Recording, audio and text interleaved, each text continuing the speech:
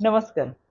मुंडवा जमीन प्रकरणामध्ये राज्य सरकारने एफ-आय-आर नोंदवून 2 समित्या गठीत केलेल्या आहेत. या समित्या आणि तपास यंत्रणा त्यांच्याकडे जे काही पुरावे आहेत, त्या पुराव्याच्या अनुषंगाने पुढे तपास करतात आहेत. आणि हा तपास करत असताना यामध्ये चार्जशीट दाखल होणं, तो तपास अंतिम निष्कर्षाला जाणं, ह्या सगळ्या प्रक्रिया टप्प्याटप्प्यानं होत असतात. मला असं वाटतं याच्यामध्ये लपवण्यासारखं काही नाहीये.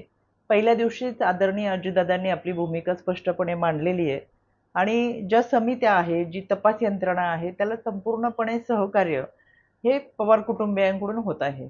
असं असताना सुद्धा अंजली दमणे जेव्हा म्हणतात, की दिग्विजय पाटील यांना चौकशीसाठी बोलवलेलं आहे, पण लग्नामुळे त्यांना लग्न झाल्यानंतर येण्याची परवानगी दिली आहे.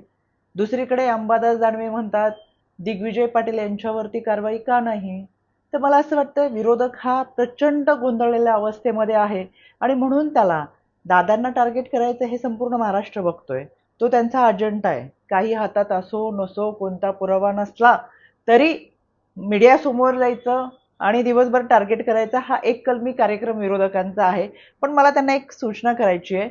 अंजली दमन यांना काय सांगायचं ते त्यांनी अंबादास दानवेंशी बोलावं. अंबादास दानवेंना काय म्हणायचं त्यांनी एकत्र बसून चर्चा करावी. कारण की त्यांची विधानं फार वेगवेगळी आहेत.